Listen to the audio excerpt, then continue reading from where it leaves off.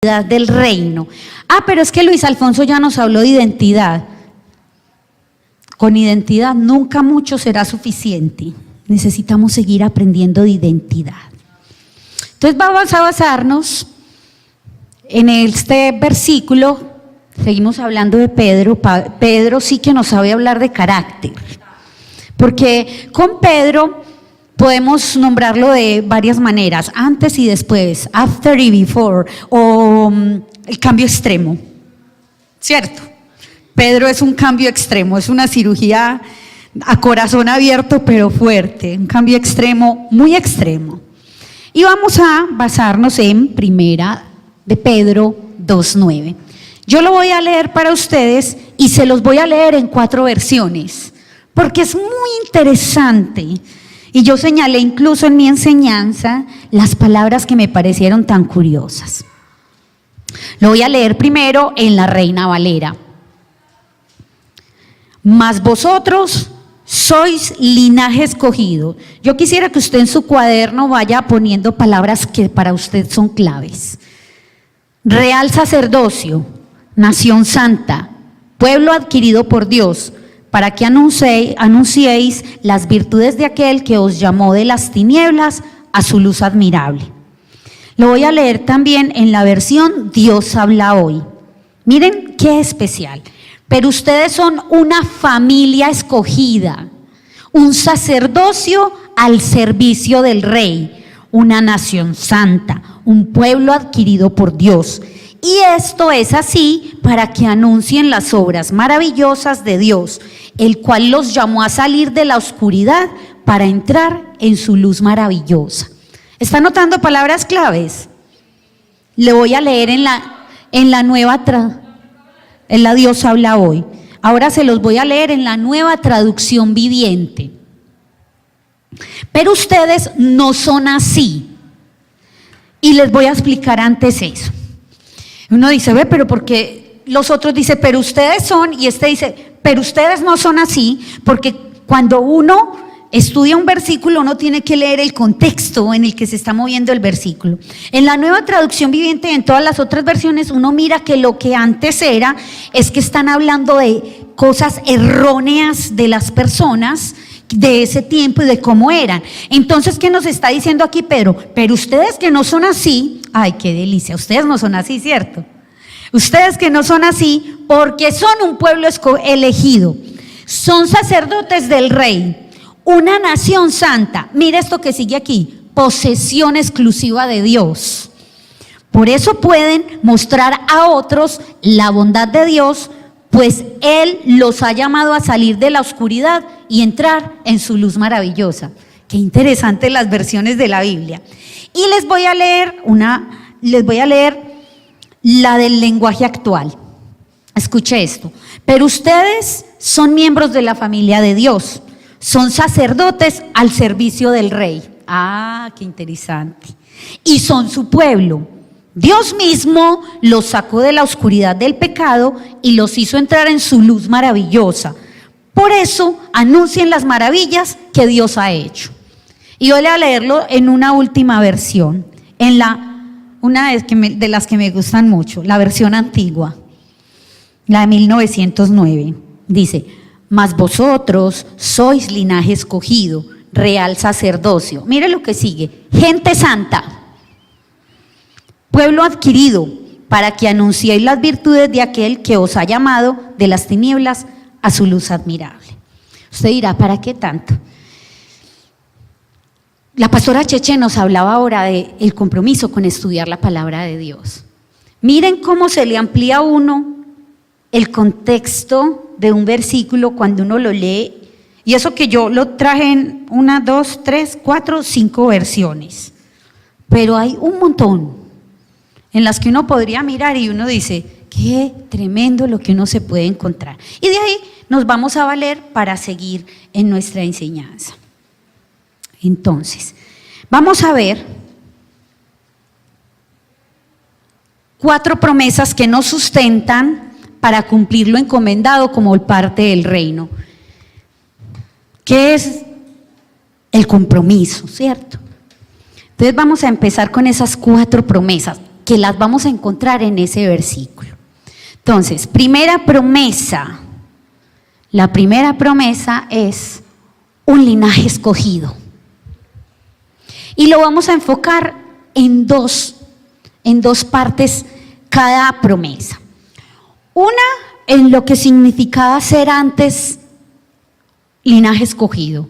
Y luego lo que significa ser en la actualidad parte del linaje escogido. Entonces, algo que descubrí es que pasamos muy ligeros por este versículo. Necesitamos entender un poco más a qué hace referencia todo eso. Entonces, se denomina linaje a la línea de sucesoría de predecesores y sucesores familiares de un individuo.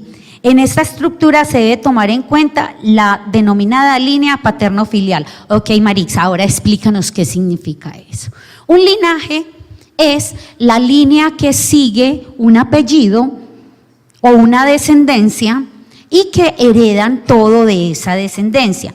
Pero resulta que el linaje, algo bien especial que encontré investigando del linaje, es que el linaje solo puede ser adquirido por la parte del papá, no de la mamá.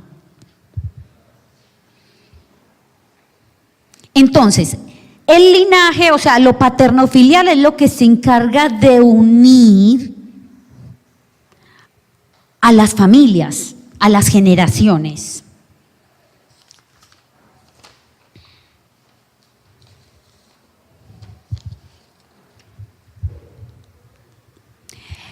El linaje era visto como algo importante, ya que de él dependía, ¿saben qué? La herencia, de los títulos, los derechos, las propiedades y otros beneficios.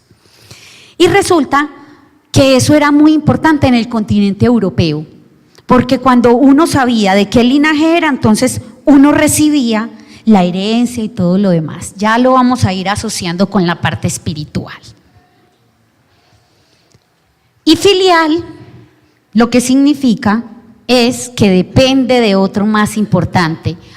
O sea que la línea paterno-filial quiere decir que yo heredo el linaje por la línea paterna de un ser más importante, de uno que está más arriba de lo que estoy yo. De ahí recibo mi linaje, mi herencia de linaje. A medida que pasa el tiempo, los seres humanos hemos hecho la diferencia y hemos escalafonado y hemos jerarquizado como el linaje. Este es de allá, este es de acá. Es que si usted vive en tal comuna, usted no aplica. Si usted es de tal apellido, usted es de los La Verde. Ah, no. Los más lindos, no. Pero es una cosa bien particular, que a través de la historia el linaje solo ha sido estudiado por la línea paterna, o sea, por la del papá. Entonces aquí las mujeres no se me vayan a poner tristes, porque ya van a entender de dónde viene el linaje de ustedes y el mío. Entonces vamos a ver esto ahora en relación con lo espiritual, que es lo que nos compete. Entonces, en relación con lo espiritual, ¿a qué hace referencia el linaje? Hace referencia al rescate, a la adopción que nos ha hecho la familia de Dios. Nosotros estábamos completamente desarticulados de nuestra línea paterna. ¿Y cuál era nuestro padre? Cuando nosotros no estábamos articulados en la línea, era nuestro Padre Dios. Nosotros no pertenecíamos a ningún linaje, porque a causa del pecado nosotros estábamos desarticulados. ¿Qué es estar desarticulados? O sea, no pertenecer, estar sueltos de la línea del Padre, que es nuestro Padre Dios. Pero entonces Él, ¿cómo nos volvió a enganchar en esa línea paterno-filial? Porque nosotros de ahí es de donde recibimos la herencia, las bendiciones, los títulos, ¿se acuerdan? A través de nuestro Padre. Y nuestro Padre es el dueño del oro y la plata. Nuestro Padre es el creador de los cielos y la tierra. Y ustedes a través del Padre que recibe. Eso es Bien poderoso. Si yo dijera, ¿cuántos reciben esa promesa? ¿Cómo me respondería el pueblo? Amén, yo la recibo. Ahora vamos a ver qué implicaciones tiene eso. Pero además, esa línea paterno-filial a la que nos unió el Padre es la que nos da a nosotros la responsabilidad y el lugar en el gobierno. Y nos hizo nobles porque nuestro Dios es un rey. Entonces nosotros ahora hacemos parte de la realeza y la nobleza.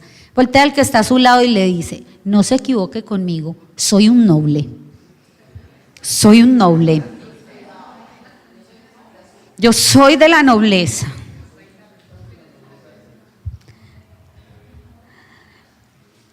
Y miren algo que dice, ustedes entenderían, ustedes se preguntarán, bueno, hasta aquí todo va muy bien, la promesa va, muy bien, vamos animados recibiendo la promesa. Les voy a invitar a que vayan a Efesios 4:13. Y se los voy a leer en 3 versiones, rápidamente. Dice la versión Reina Valera del 60. Hasta que todos, ¿quiénes? Todos. O sea que aquí ninguno se salva. Lleguemos a la unidad de la fe y del conocimiento del Hijo de Dios, a un varón perfecto, a la medida de la estatura de la plenitud de Cristo.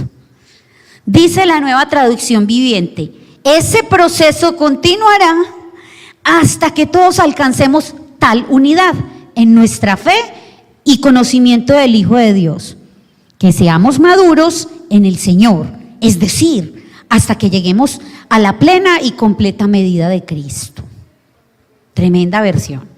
Y ahora dice la Dios habla hoy, hasta que todos lleguemos a estar unidos por la fe y el conocimiento del Hijo de Dios y alcancemos la edad adulta que corresponde a la plena madurez de Cristo. Ser del linaje de Cristo es que nosotros alcancemos el propósito de Dios. ¿Y cuál es el propósito de Dios? La estatura del varón perfecto. ¿Saben por qué? Porque ese es el linaje más puro y alto que existe. El ser como el varón perfecto, el tener el carácter de Cristo. Pero es que Marixa, ninguno podrá ser tan perfecto como Cristo. Resulta que la traducción de perfección en este versículo es madurez. Hace alusión a la madurez. Entonces, ese es el linaje más puro. ¿Ustedes pertenecen al linaje más puro? Estamos trabajando por eso, amén. Entonces, ¿eso qué quiere decir? Que necesitamos el carácter de Cristo para ser realmente un linaje escogido. Si usted no está trabajando por alcanzar la estatura del varón perfecto, permítame decirle que usted no hace parte de un linaje escogido. Usted sigue desarticulado de la línea paterno-filial.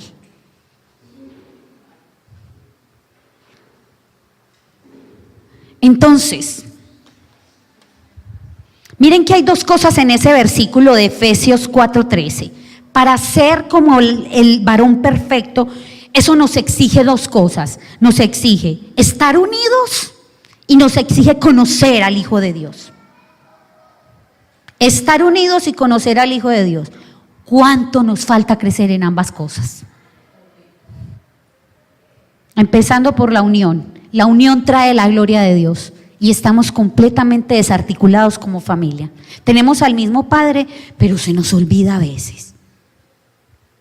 El ser linaje escogido lleva consigo intrínseca la vivencia y establecimiento en nuestra propia vida del proceso que conlleva llegar a la estatura de Cristo, que es buscar la unidad del cuerpo y profundizar en el estudio de la palabra. Y en los discipulados hemos aprendido que Él ha puesto su palabra a la misma ¿qué? Al mismo nivel que Cristo. O sea, que el ser parte de un linaje escogido es vivir el proceso de buscar la unidad en el cuerpo y de también conocer profundamente al Hijo de Dios, su palabra. Es imposible que si usted ni siquiera se lee los 5 salmos que tenemos para la semana, usted no puede decir que hace parte de un linaje. Necesita conocer el linaje al que pertenece. Si no, usted no es de ese linaje. Porque sí, yo soy de los Laverde. Ah, bueno, y un día dije, ese apellido no es tan común, yo voy a averiguar de dónde viene. De Cisneros, Antioquia. No, no es de Cisneros, Antioquia. Resulta que se remonta a Italia. O sea, ahí a la orden, soy europea. Pero miren, eso por hablar del apellido que tenemos terrenal, pero cuánto más lo espiritual. Nosotros no conocemos de dónde provenimos espiritualmente. Ay, no, yo soy hija de Dios. Sí, ¿y qué es ser hija de Dios? No sé, pero soy hija de Dios. Entonces uno ve memes en internet todo el tiempo, es que yo soy hija del rey. Y uno ve la foto y uno dice, ¿de cuál rey? ¿Cierto? ¿Lo han visto? Entonces, es un completo reto que nos exige ¿qué? Esfuerzo, constancia y el no desmayar. Si usted desmaya, ¿sabe qué está pasando con usted? Usted está desechando su linaje. Vamos a hacer unas preguntas y usted las va a escribir en su cuaderno, porque usted las va a ir respondiendo.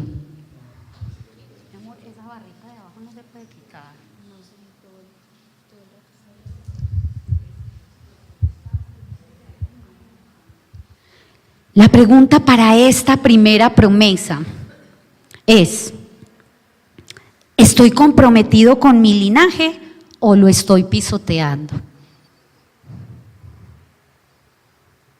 Usted se puede sobar el raspón que le produce o la piquiña que le produce la pregunta, o puede decir, amén, estoy cumpliendo con el linaje. Estoy honrando al papá que me dio ese linaje, que me injertó en esta familia. Qué honor pertenecer a la familia del Señor, pero qué reto tan grande. ¿Cuánto nos falta? Amén.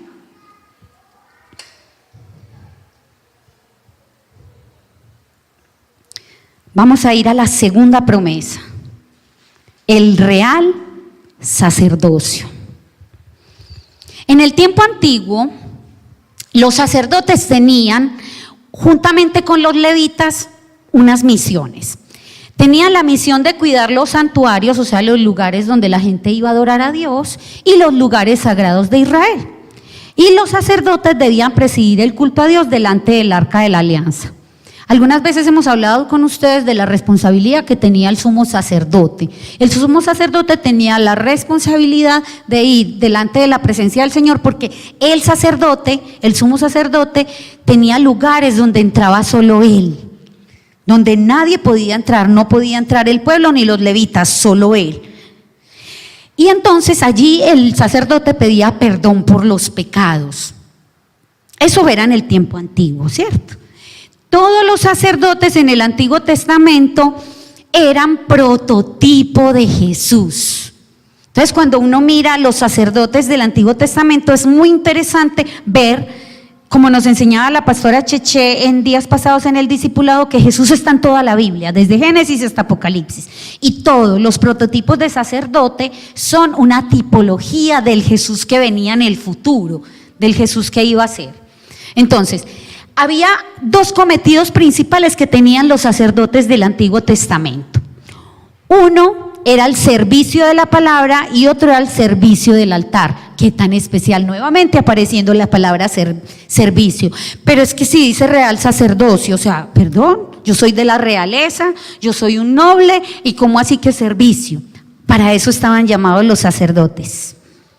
Para eso exactamente. Y los sacerdotes específicamente tenían la tarea de asegurar que el pueblo escuchara la palabra de Dios y aprendiera a vivirla.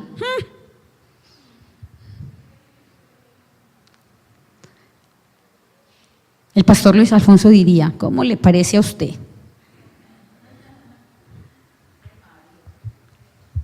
Entonces, hombres de la palabra eran los sacerdotes. Los sacerdotes del Antiguo Testamento eran elegidos por Dios, no eran autonombrados, eran elegidos por Dios. Y ellos servían a Dios por medio de la ofrenda de sacrificios.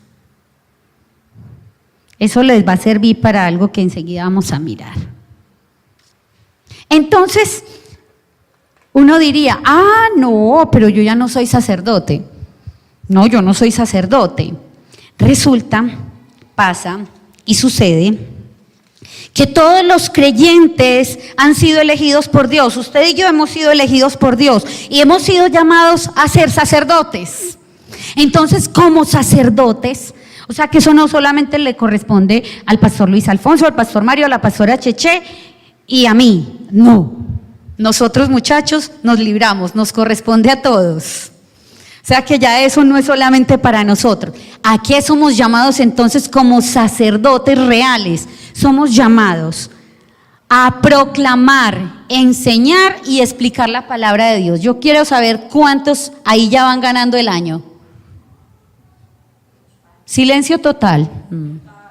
También a qué somos llamados como sacerdotes reales, a inspirar y exhortar a los fieles. Y ojo con esta palabra. ¿Quién sabe qué significa la palabra exhortar? Regañar, dar rejo, ponerse bravo. No, exhortar es animar, es traer la verdad y luz sobre una mentira. Exhortar a los fieles a llevar una vida, ¿qué? ¿Qué dice ahí? Digna de la redención que Jesús ganó para nosotros en la cruz, igualito que ahora. ¿Cuántos van cumpliendo esos dos? Y somos sacerdotes, nos corresponde. Y entonces nos encanta decir, porque es que yo soy un linaje escogido, real sacerdocio, nación santa, pueblo adquirido por Dios. Y ya vemos con estos dos que sí, pero muy poquito, ¿cierto? Entonces, los dos aspectos del sacerdocio del creyente, estos dos aspectos debe tener. Primero, nosotros somos privilegiados por eso. Y eso quiere decir que nosotros también hemos sido elegidos por Dios, por eso somos privilegiados. Porque dice la palabra del Señor que no encontramos nosotros al Señor, sino que Él nos encontró a nosotros. Amén. Eso es bien hermoso. Pero entonces por eso somos privilegiados, porque en medio de una multitud Él lo vio a usted y me vio a mí y nos eligió. El día en que el velo se rompió, cuando Jesús murió en la cruz del Calvario, usted y yo pudimos tener acceso libre a ser sacerdotes. Y el segundo aspecto del sacerdocio del creyente es que somos elegidos para un... Ay, perdónenme. Ok. Es que somos elegidos para un propósito. No sé por qué la barrita está abajo. No se puede quitar. La barrita de las funciones del computador. No, Mario. Esta barrita. Bueno, y el segundo es que somos elegidos para un propósito. ¿Cuál es el propósito para el que hemos sido elegidos como sacerdotes? Hemos sido elegidos para hacer sacrificios espirituales, o sea que al igual que el sacerdote del Antiguo Testamento, somos elegidos para servir a Dios. ¿Y cómo? Lo dice la palabra, como sacrificios vivos. Romanos 12, del 1 al 2, dice lo siguiente, escuche esto con atención. Así que, hermanos, os ruego por las misericordias de Dios que presentéis vuestros cuerpos en sacrificio vivo. Usted ya no se tiene que inmolar. Sacrificio vivo, agradable a Dios, que es vuestro culto racional.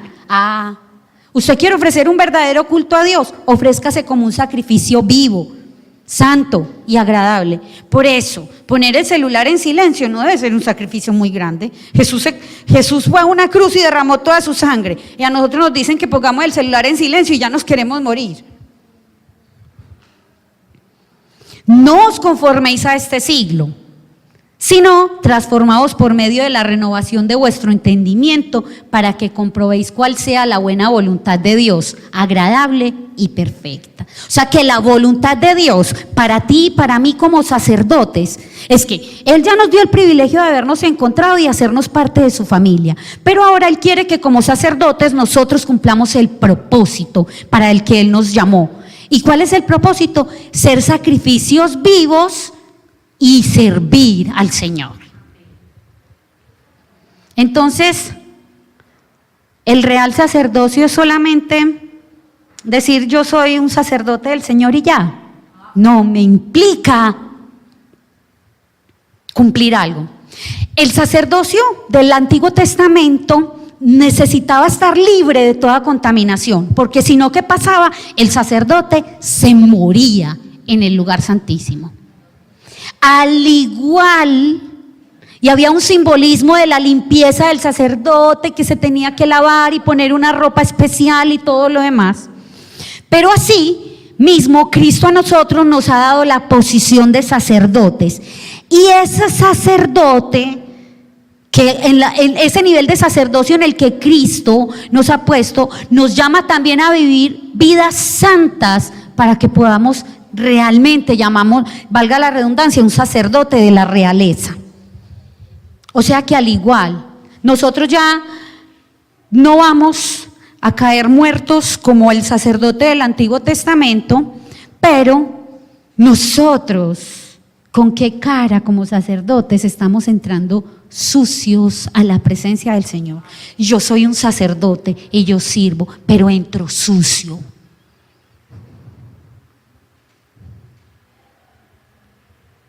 Yo decía ya, el Señor viene exhortándonos mucho, pero era imposible salirme de esta palabra.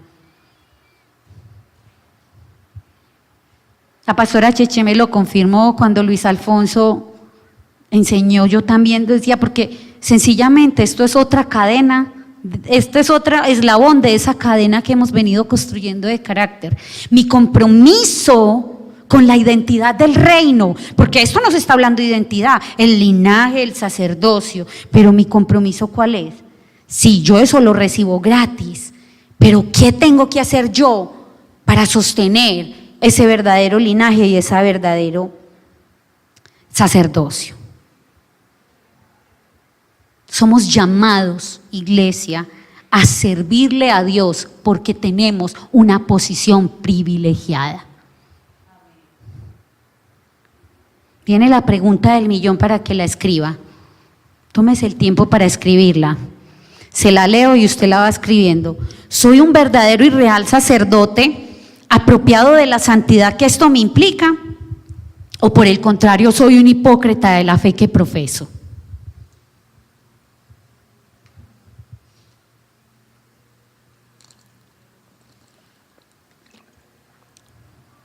Nos falta, ¿cierto, iglesia?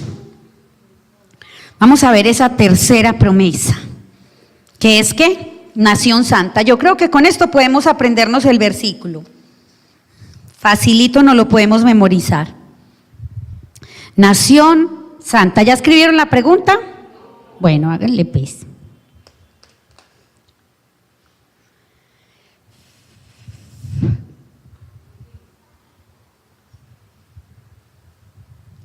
Es que estamos intentando quitar esa barrita de abajo porque nos quita visibilidad de las diapositivas. Ok, vamos a la tercera promesa. ¿Todo el mundo listo?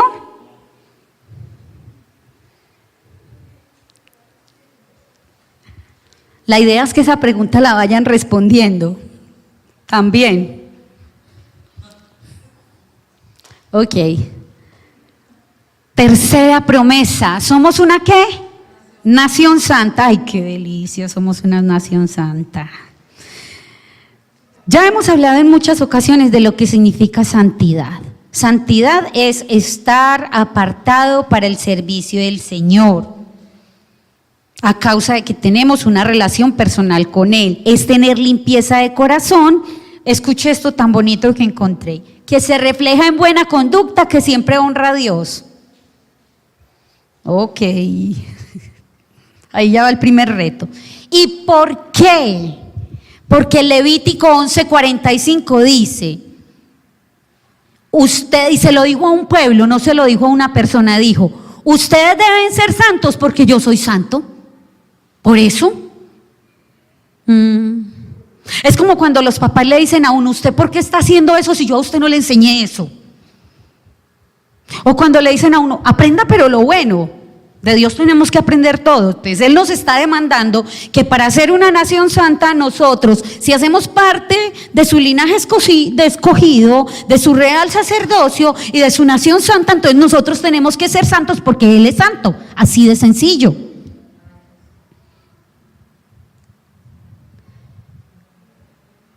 Es muy tremendo eso. La santidad no es un privilegio solo de algunos. ¡Ah, qué alivio! Eso nos va dando un poquito de alivio a todos. No es ni siquiera un privilegio, es una demanda y exigencia para todos aquellos que han decidido seguir a Cristo.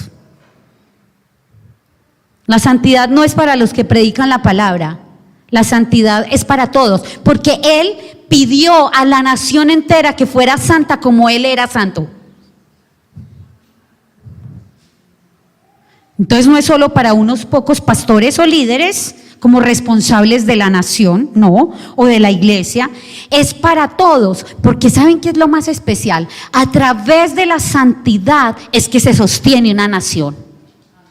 Necesitamos, y hablando en todo este tiempo de las ciudades, necesitamos ser una ciudad santa para sostener una nación santa.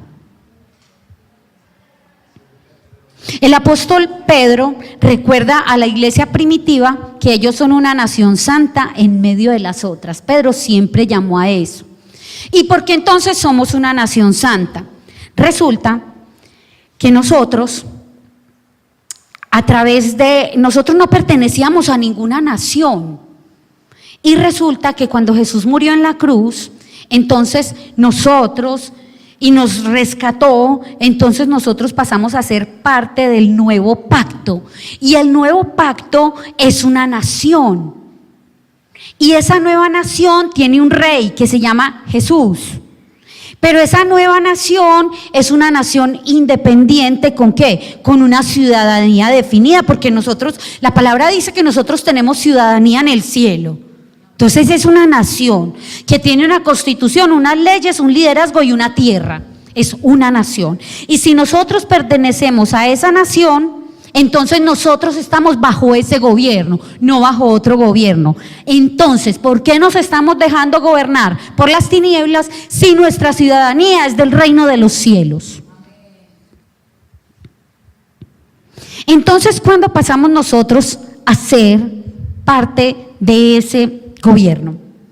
Resulta que en Génesis 15, del 5 al 7, dijo el Señor a Abraham: y no se llamará más tu nombre Abraham, sino que será tu nombre Abraham, porque te he puesto por padre de muchedumbre de gentes, y te multiplicaré en gran manera, y haré ¿qué? Naciones de ti, reyes saldrán de ti, y estableceré mi pacto entre mí y ti, y tu descendencia después de ti, en sus generaciones, por pacto perpetuo para ser tu Dios, y el de tu descendencia después de ti. Entonces no fue sino hasta que los descendientes de Abraham, que ahí entramos nosotros, fueron redimidos en la salida de Egipto, o sea, ahí fueron redimidos, que ellos se convirtieron en una nación. Y eso les dio ¿qué? Una identidad. Y ahí fue creado el pueblo de Israel. Ahí fue que se le dio identidad al pueblo de Israel. Pero como nos compartía la pastora Cheche, el pueblo de Israel no quiso. Entonces, dice la palabra que los suyos no le recibieron, entonces ¿el qué? Él fue en busca de nosotros. Pero nosotros estamos haciendo lo mismo que el pueblo de Israel.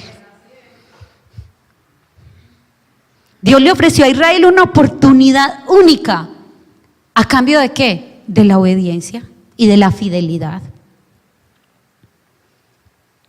Pero y Él nos ofreció mediación. Él dijo que nosotros seríamos sacerdotes, pero aún así nosotros no lo atendimos. Éxodo 6:7 dice: y os tomaré por mi pueblo, y seré vuestro Dios, y vosotros sabréis que yo soy Jehová, vuestro Dios, que os sacó de debajo de las tareas pesadas de Egipto. Entonces, ser una nación santa significa que yo he introyectado en mi corazón que yo ya no soy un esclavo, sino que hago parte de una nación libre. Entonces, iglesia, tú y yo no nos tenemos que esclavizar del pecado, ni nos tenemos que esclavizar de las cosas del mundo, ni tenemos que estar abrazando la piedra que me hace caer una y otra vez, porque yo soy una nación santa, redimida y llamada a libertad, porque mi Dios lo hizo hace más de 2000 años. Ser denominado como nación santa es hacer literalmente la declaración de que hemos sido liberados del pecado. Eso es ser una nación santa. Y que hemos entrado en el orden y la estructura de Dios y de Jesús como gobernante único. Entonces, ¿cuál es nuestro deber? Depositarnos totalmente en los brazos de Dios, creyendo al 100% y obedeciendo como muestra de gratitud y pertenencia. El pueblo de Dios, mis queridos hermanos, no tenía identidad. Nosotros adquirimos identidad el día en que Jesús nos liberó en la cruz del Calvario. No teníamos identidad. Andábamos, como dice la palabra, como ovejas sin pastor. Su pueblo, o sea, nosotros somos su posesión personal. Él tiene derecho a exigir de nosotros el cumplimiento porque somos su posesión personal. Él pagó carísimo por nosotros, ¿o no? Viene la pregunta. ¿Quieren ver la pregunta? Bueno, aquí no lo habían escrito. Pueden ahí tomar nota mientras tanto. Entonces, la santidad no es un privilegio solo de algunos, es una demanda y exigencia para todos aquellos quienes han decidido seguir a Cristo, como les expliqué ahora. Y la demanda para todo el pueblo de Dios a la santidad, no solo para unos pocos pastores o líderes. Somos responsables como nación por la santidad y el sostenimiento de la nación a través de esto. El pueblo de Dios del nuevo pacto es también una nación y el Señor Jesús es el rey de esta nación. Dios a través de la redención nos da una identidad y nos forma en una nación unida, unida. Ahora sí la pregunta. ¿Me dejo gobernar por el verdadero rey? Perdona, ahí se fue esta. ¿Por el verdadero rey o en cambio busco establecer mis propias reglas y mi autogobierno? Escriba la pregunta.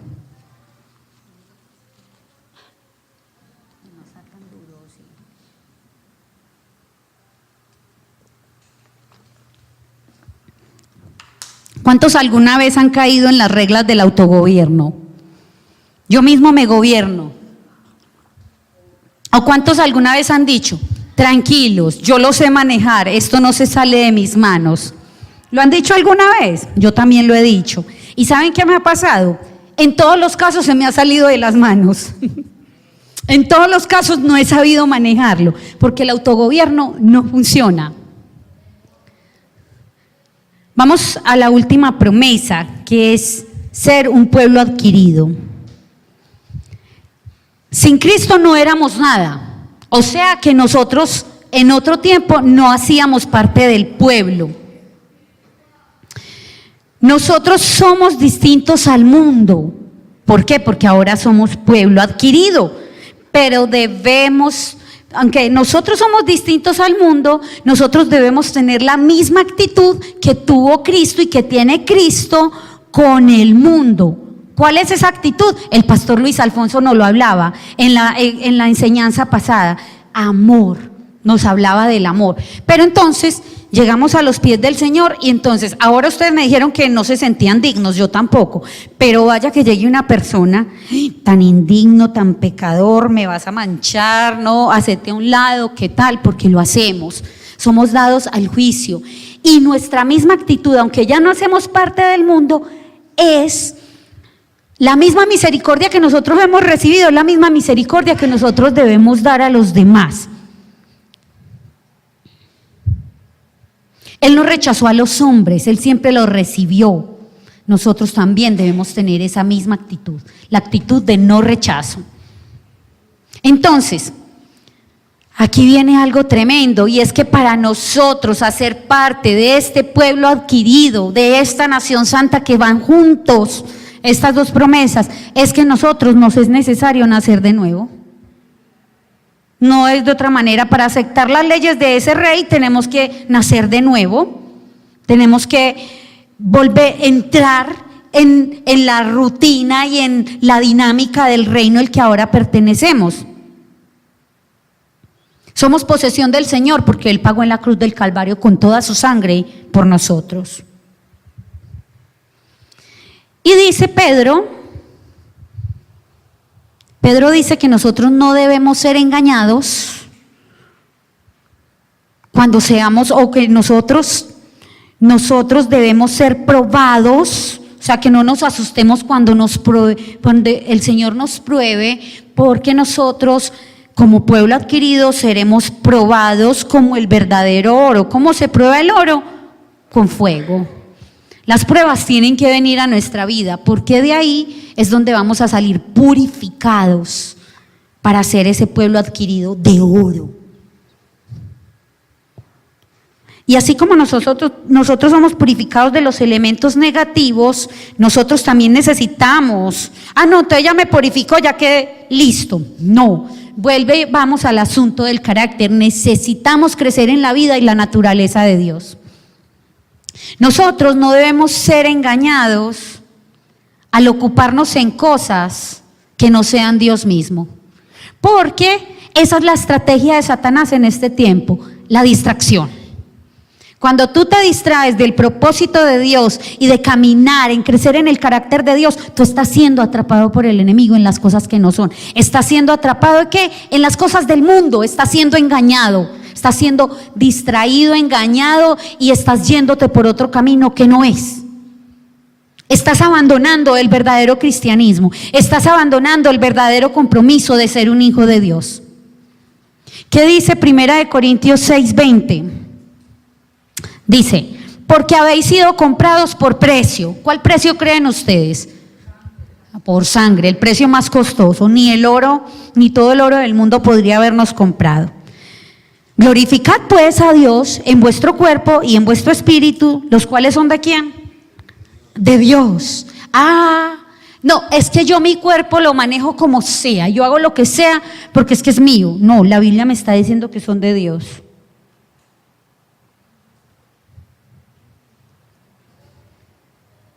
La pregunta: ¿yo soy adquirido por un precio alto? ¿Estoy correspondiendo a semejante sacrificio de tan alto costo? ¿Estoy pisoteando la sangre de Cristo o estoy haciendo honor a esa sangre de Cristo? Quizás sí, quizás no. Escriba ahí la pregunta.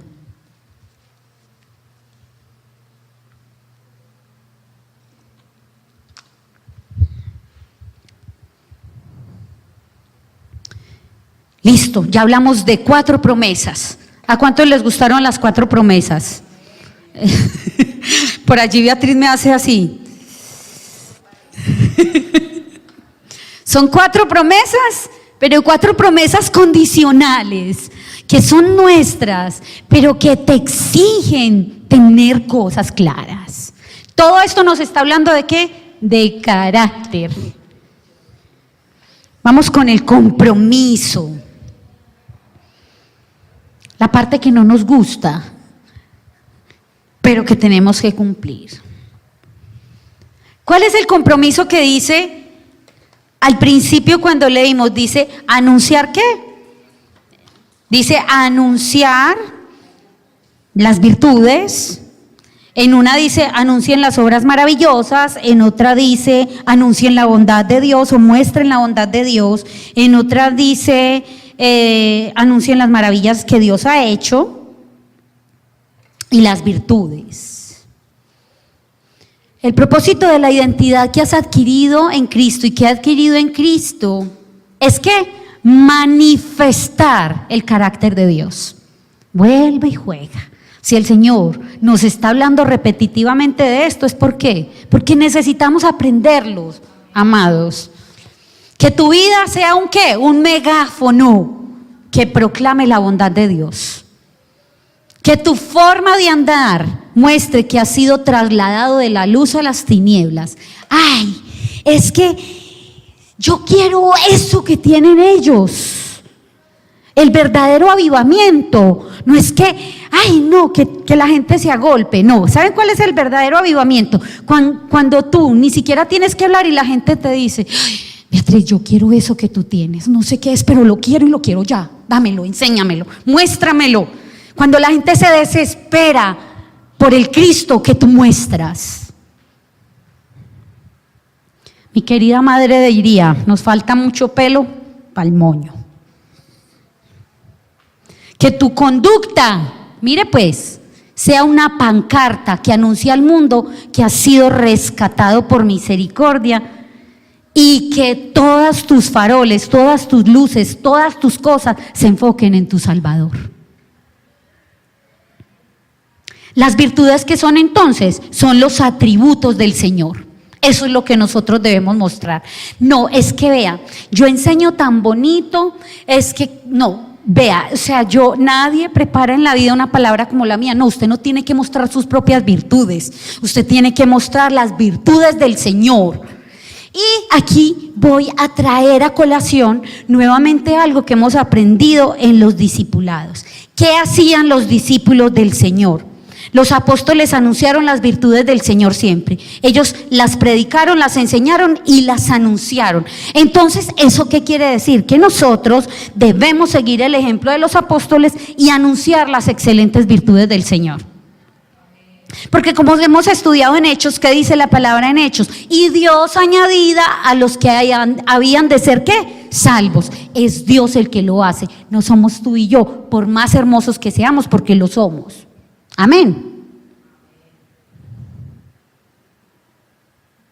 Siempre los apóstoles estuvieron viendo las virtudes del Señor.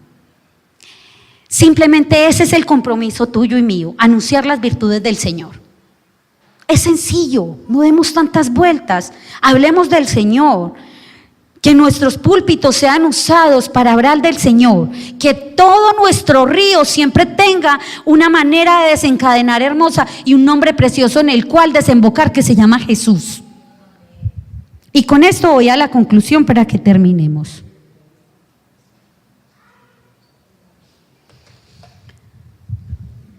Ser parte de, estar incluido, ser adoptado, ser elegido, escogido, es algo poderoso, sí, es muy hermoso. Pues esto nos marca como miembros activos de una familia, de un pueblo y de una nación. Nos da una identidad irreemplazable. Ninguna cosa en la vida te dará una identidad tan poderosa y tan potente y con tanta fuerza como el ser hijo de Dios y ser parte de esta nación. Hablo de la nación del Señor. Y eso nos lleva a otro nivel de pertenencia como no existe. Pero esto no queda solamente allí. También hay implicaciones de responsabilidad, compromiso y negación a la antigua vida como parte de ese paquete de plenitud y madurez ofrecido. Entonces, ¿qué necesitamos? Dejar la liviandad, la mediocridad y la mezquindad para seguir y servir a aquel que todo le ha dado sin escatimar nada que aferrarse. Entonces, iglesia, tomemos hoy la decisión de despojarnos de tanta atadura y atavío que nos impide avanzar y comprometernos con el único y verdadero y soberano Rey. ¿En dónde vamos a desembocar? En nuestro amado Jesús. Cierre sus ojos.